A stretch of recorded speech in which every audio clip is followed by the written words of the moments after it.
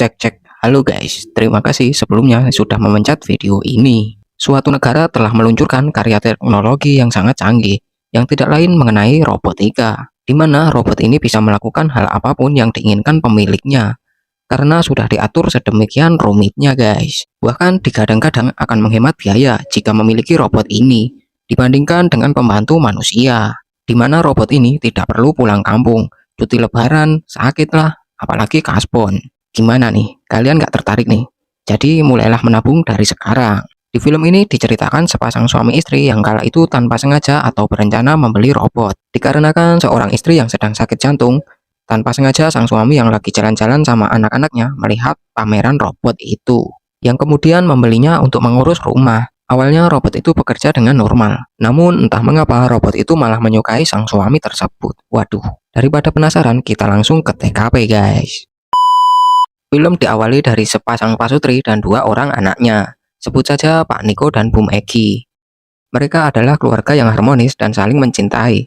Namun ternyata Bum Egi tiba-tiba penyakit jantungnya kambuh dan kondisinya yang semakin lemah. Kemudian berniat melakukan operasi dan mengganti dengan jantung yang sehat. Namun suatu malam Pak Niko menerima kabar bahwa suplai jantung yang akan dikirim terkendala dengan cuaca yang buruk, yang saat itu akan dikirim dari luar negeri. Sontak hal itu membuat Pak Niko pusing, kesal, sedih, di mana dia yang bekerja sebagai seorang mandor konstruksi juga harus mengurus rumah dan juga kedua orang anaknya. Hingga pada suatu malam dia menghadiri pameran robot canggih yang baru dirilis. Yang awalnya Pak Niko kurang tertarik pada robot-robot itu dikarenakan harganya yang mahal. Dia juga berpikir pasti kurang efektif untuk mengurus rumah. Namun saat dia sedang melihat robot-robot itu, Pak Niko dikagetkan dengan anaknya yang tiba-tiba menghilang. Yang kala itu dia menyuruh putrinya yang bernama Pentin untuk menjaga adiknya di troli. Pak Niko pun dibuat panik dengan hal itu, dan kemudian mencarinya dengan wajah yang khawatir.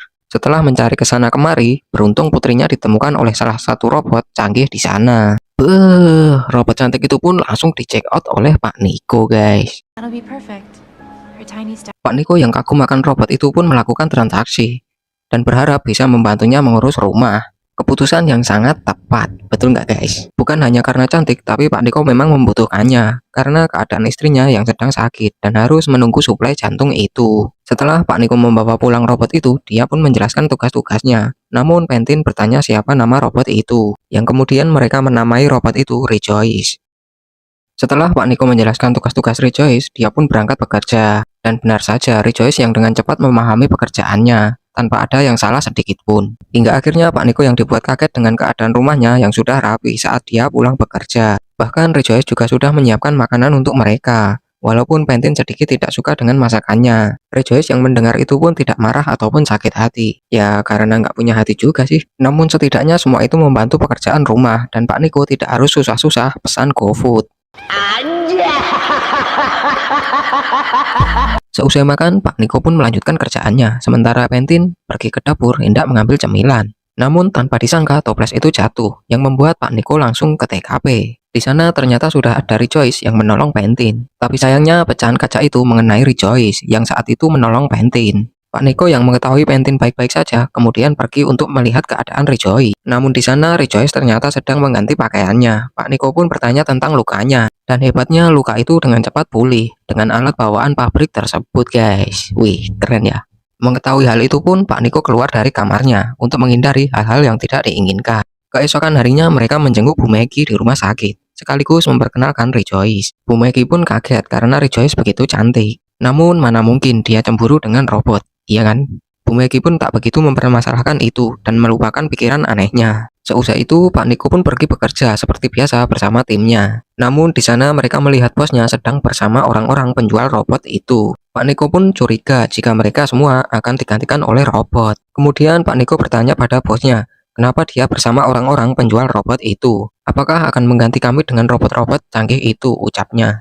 Bosnya pun membenarkan tentang hal itu, namun di sana bosnya juga berkata bahwa Pak Niko tak perlu khawatir, karena Pak Niko tidak akan dipecat. Dia tetap menjadi mandor di sana untuk mengawasi kerja robot-robot itu. Pak Niko pun keberatan, lantaran dia sudah lama bersama timnya. Nah, di sana Pak Niko juga ingin keluar saja. Namun bosnya berkata, kamu tidak mungkin keluar karena kamu butuh biaya banyak untuk operasi istrimu. Yang membuat Pak Niko bingung harus berbuat apa. Akhirnya Pak Niko memutuskan tetap bertahan demi istrinya. Karena mencari kerja sangatlah susah, Belum dengan persyaratannya yang bertele-tele, yang tidak sesuai dengan penghasilannya. Jam kerja pun usai, Pak Niko pulang dan melihat rumahnya sudah rapi. Anak-anaknya juga sudah makan dan juga terlihat sangat senang. Namun setelah anak-anaknya tidur, Pak Niko masih memikirkan tentang pekerjaannya, yang membuat dia sedikit stres dan sedikit minum malam itu. Kemudian dia bercerita pada Rejoice bahwa teman-temannya akan digantikan oleh robot-robot sepertinya. Di sana dia tidak ingin hal itu terjadi, lantaran mereka sudah bekerja bersama sejak lama. Rejoice pun mengatakan bahwa itu adalah hal lumrah, karena mempekerjakan robot sepertinya sangatlah lebih efisien dibandingkan tenaga kerja manusia. Pak Niko pun terdiam, karena apa yang diucapkan Rejoice banyak benarnya. Adegan berlanjut pada Pak Niko yang belum bisa tidur. Dia pun menonton TV dengan sebotol minuman, yang kemudian Rejoice datang menghampirinya. Di sana Pak Niko pun mengajaknya untuk menonton TV bersama. Namun Rejoice berkata dia sudah tahu film itu, bahkan film lain yang belum ditonton Pak Niko. Karena Rejoice sudah dibekali dengan memori yang berisi banyak hal dan ilmu, termasuk film yang ditonton Pak Niko itu. Namun Pak Niko pun berkata bahwa menonton film secara langsung itu lebih seru. Kemudian Rejoice mempunyai solusi di mana dia menyarankan untuk menghapus ingatan itu. Namun itu melanggar peraturan pabrik, di mana jika Pak Niko ingin menghapus ingatannya, secara tidak langsung Rejoice akan di-reset ulang. Pak Niko pun tak berpikir panjang, dia melakukan itu dengan tombol di lehernya. Setelah itu, mereka pun menonton film itu bersama. Tapi Pak Niko yang terlalu banyak minum pun mengantuk, lalu meninggalkan Rejoice sendirian. Di sana pun terlihat Rejoice sangat menikmati film itu dari awal hingga akhir. Esok harinya Pak Niko mendapat kabar dari rumah sakit, di mana jantung untuk istrinya yang dikirim akan tiba hari itu. Mereka semua pun senang mendengar hal itu. Namun saat Pak Niko dan anak-anaknya pergi, Bu Megi menitip pesan kepada Rejoice, di mana jika operasi itu gagal, dia berharap Rejoice bisa membantu Pak Niko mengurus rumah dan juga anak-anaknya. Rejoice pun menerima pesan itu dan mengangguk sambil tersenyum.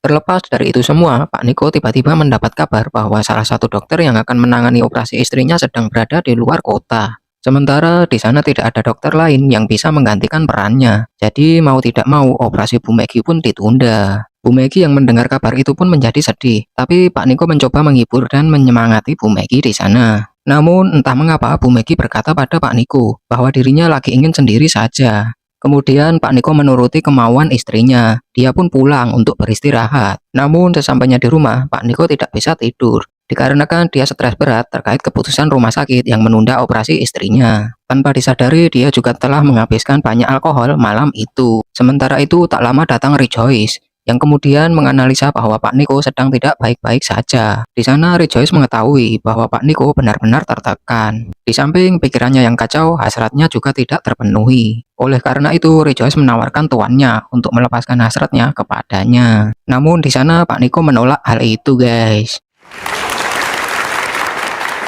Dikarenakan dia sangat mencintai istrinya dan tidak ingin mengkhianatinya, apalagi istrinya sedang sakit, dia pun langsung pergi. Esok harinya kita diperlihatkan kondisi tempat kerja Pak Niko, di mana semua pekerja telah digantikan oleh robot-robot canggih juga. Di sana Pak Niko menjadi bingung mau ngapain, karena tidak ada rekan untuk diajak tertawa untuk sekedar melepas penat. Karena para robot yang diatur sebagai pekerja hanya fokus pada pekerjaan, yang membuat suasana membagongkan. Ya tapi mau gimana lagi, itu semua sudah menjadi pilihan bosnya, ya kan? Oke, berlanjut pada Pak Niko yang kangen dengan rekan-rekan kerjanya. Mereka mengadakan pertemuan di bar di suatu malam. Di sana mereka mengobrol sambil minum-minum. Tapi di tengah obrolan salah satu rekannya yang bernama Temon terlihat mabuk berat. Tanpa disangka di sana dia menunjukkan kekesalannya karena telah dipecat. Dia yang sudah bekerja selama 15 tahun namun dibuang begitu saja hanya karena robot-robot itu. Tapi di sana mereka tidak bisa menyalahkan Pak Niko, karena itu adalah keputusan dari bos mereka dulu. Setelah itu pun Temon mempunyai ide gila. Dia pun mengajak mereka semua keluar. Betapa kagetnya Pak Niko, ternyata Temon membawanya ke lokasi kerjanya. Pak Niko pun mulai berpikir ada yang tidak beres dengan ide si Temon itu. Dan benar saja, di sana Temon meminta Pak Niko memberikan kode box tempat robot-robot itu disimpan. Tapi Pak Niko tidak memberikan kode itu karena akan menjadi masalah yang besar. Temon yang sudah geram pun mencoba menebak kode itu. Dia memasukkan kode dengan tanggal lahir anak Pak Niko. Betapa terkejutnya mereka semua karena kode itu benar, dan salah satu robot itu langsung keluar dan menyapa mereka. Di sana Temon sudah tidak bisa menahan emosinya lagi, karena robot-robot itulah mereka menjadi kehilangan pekerjaan. Temon pun langsung menghancurkan robot-robot itu, sedangkan Pak Niko ditahan oleh rekannya yang lain. Singkat cerita, Pak Niko pun pulang dan membersihkan dirinya, sembari masih terbayang-bayang dengan apa yang telah terjadi. Di saat itu, Rejoice tiba-tiba datang membawakan handuk untuknya. Rejoice kembali menganalisa Pak Niko dan mengetahui bahwa Pak Niko yang stres berat sekaligus ketakutan. Kemudian Rejoice lagi-lagi menawarkan kepada Pak Niko untuk melampiaskan hawa nafsunya, agar Pak Niko bisa mengurangi rasa stresnya. Namun Pak Niko lagi-lagi menolak tawaran itu dengan alasan yang sama. Nah, di sana Rejoice berkata bahwa dia bisa menirukan suara Bu Megi, guys. Lantas, dia menyuruh Pak Niko untuk menutup matanya. Dengan begitu, Pak Niko bisa menikmatinya, layaknya adegan bersama istrinya.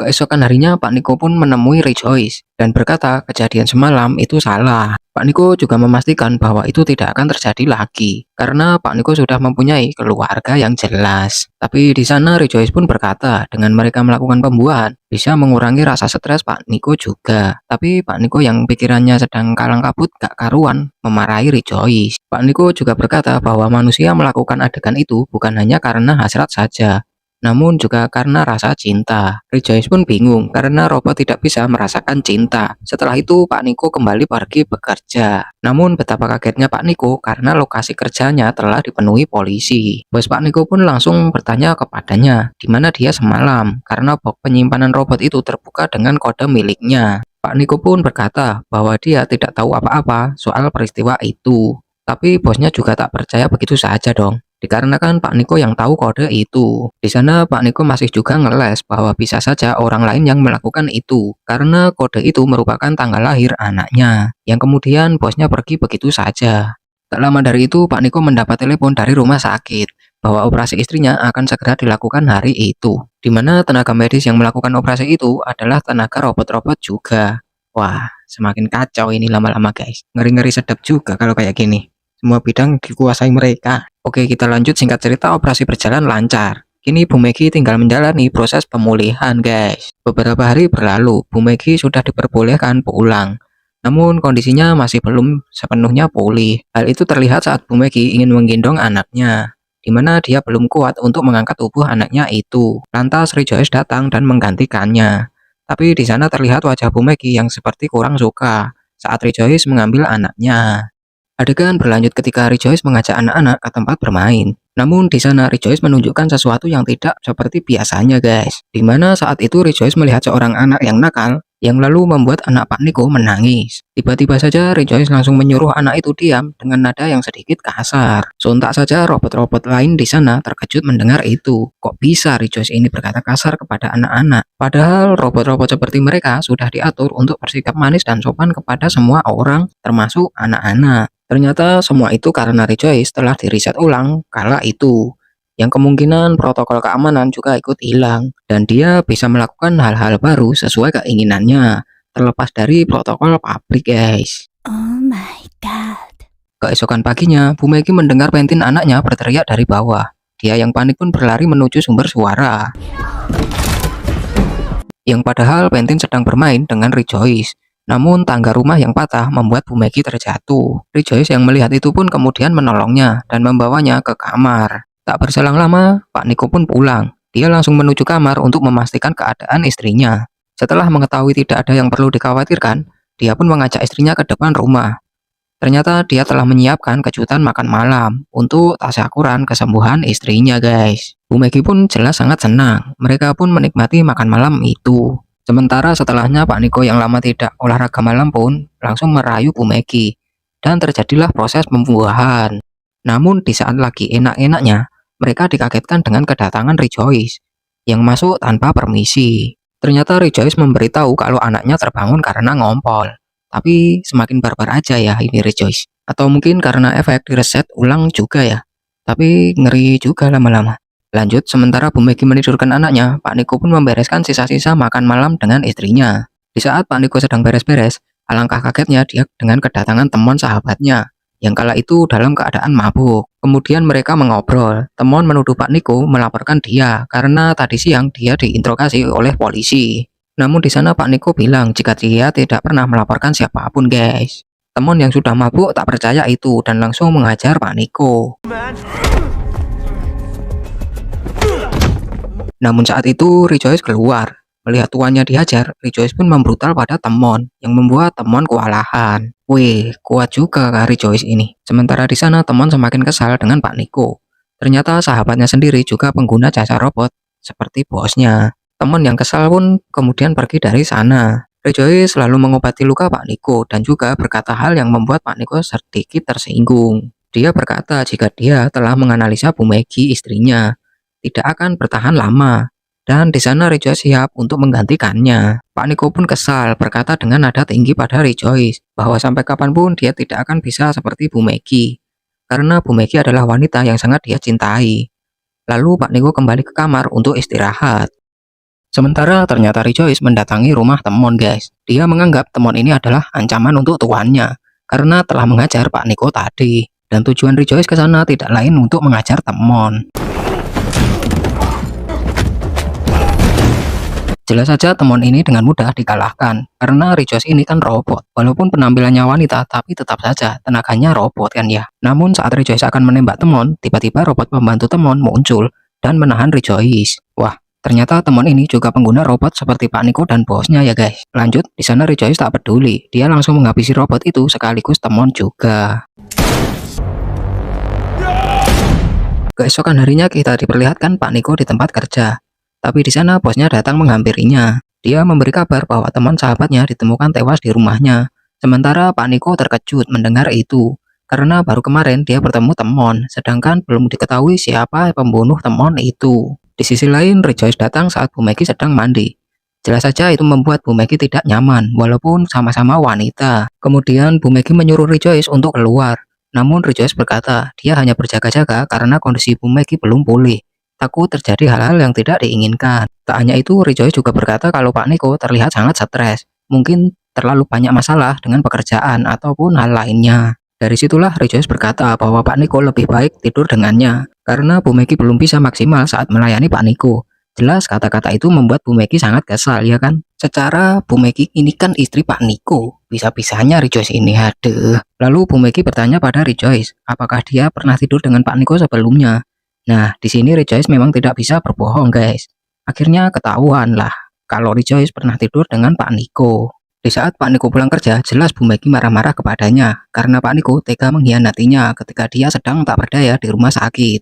Namun Pak Niko membela diri. Semua itu tidak bisa dikatakan selingkuh karena bagaimanapun Rejoice hanyalah robot. Tapi pertengkaran itu sangatlah sengit. Tanpa sadar membuat bayi mereka menangis. Rejoice yang mendengarnya langsung menghampirinya. Namun bukannya membuat bayi itu diam, Rejoice malah membawanya ke kamar mandi. Dia berniat menenggelamkan bayi itu di bak mandi. Untungnya Pentin melihat hal itu lalu melaporkan hal itu kepada orang tuanya. Pak Niko dan Bu Maggie pun berlari dan mencoba membuka pintu kamar mandi itu. I'm sorry. Sementara Rejoice menahan pintu itu dari dalam membuat Pak Niko kesusahan. Bu Maggie pun tak diam begitu saja. Dia memanjat dari luar jendela, kemudian mencoba mengambil bayinya. Sedangkan Rejoice yang melihat Bu Maggie masuk langsung menahannya guys. Tapi saat itu juga Pak Niko berhasil masuk karena Rejoice melepas pintu itu. Yang kemudian Pak Niko langsung memukul Rejoice dan Pentin berhasil membawa adiknya. Tapi ternyata pukulan tadi tak membuat Rejoice berhenti. Di saat Rejoice menahan pukulan Pak Niko, Bu Maggie tiba-tiba mencolokkan kabel lampu itu ke saklar yang membuat Rejoice kesetrum dan terkapar guys. Atas kejadian itu, mereka membawa bayinya ke rumah sakit untuk memastikan bahwa kondisinya baik-baik saja. Sementara Bu Maggie belum bisa memaafkan Pak Niko. Dia meminta pada Pak Niko untuk tidak menemuinya dan anak-anaknya dulu di rumah sakit. Karena Bu Maggie ingin menenangkan dirinya dulu atas semua kejadian yang mereka alami. Pak Niko pun hanya bisa menuruti kemauan istrinya. Sementara Rejoice dibawa ke pabrik asalnya untuk memeriksa kerusakan dan memperbaikinya. Mereka pun mengambil otak robot itu, kemudian menghubungkan pada komputer di sana. Namun alangkah terkejutnya, otak Rejoice malah membuat error karena virusnya menyebar. Tak hanya itu, Rejoice ternyata bisa mengendalikan program semua robot yang ada. Waduh, kok ngeri ya guys ya. Tiba-tiba salah satu robot di sana bangkit dan menghabisi teknisi di sana.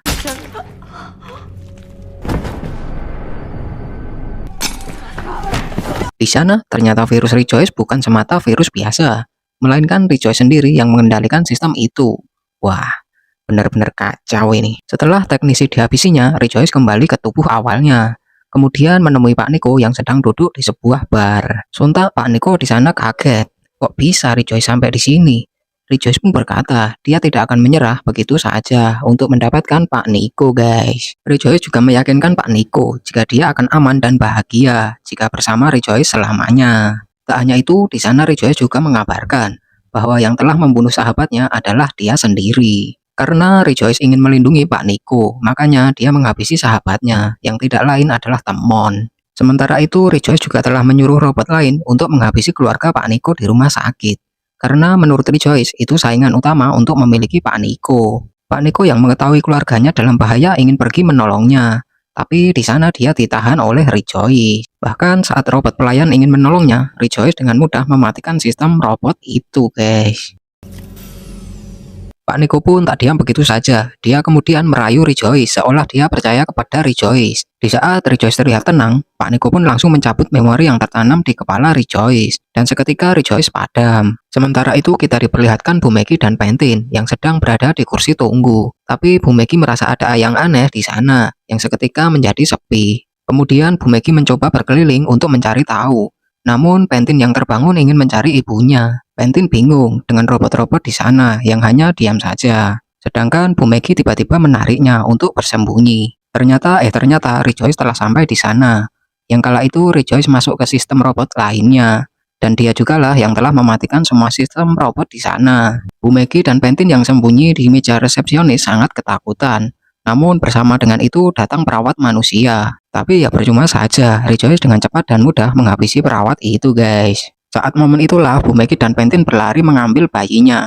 Tapi di sana Rejoice juga dengan cepat menemukan mereka, guys. Untungnya Pentin langsung menyemprotkan apar ke Rejoice. Sementara mereka lari keluar.